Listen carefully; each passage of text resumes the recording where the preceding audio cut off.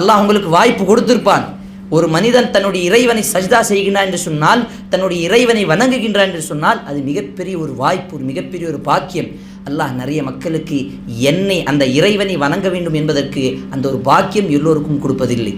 அப்போ சஜ்தா செய்வதும் ஒரு மிகப்பெரிய ஒரு பாக்கியம்.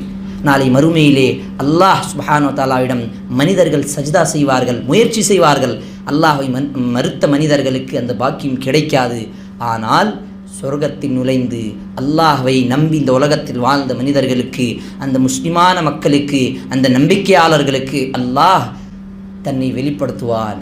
அந்த ஹிஜாபை திறந்து விடுவான். நான் யார் என்று அல்லாஹ் தன்னை வெளிப்படையாக காட்டுவான். சுப்ஹானல்லாஹ். ரசூலுல்லாஹி ஸல்லல்லாஹு அலைஹி வஸல்லம் சொல்லுகிறார்கள், அந்த முழு நிலாவை, இந்த முழு சந்திரனத்தை நீங்கள் எப்படி பார்த்து கொண்டிருக்கிறீர்களோ அதே மாதிரி சொர்க்கவாசிகள் அல்லாஹ்வை பார்ப்பார்கள். சுப்ஹானல்லாஹ்.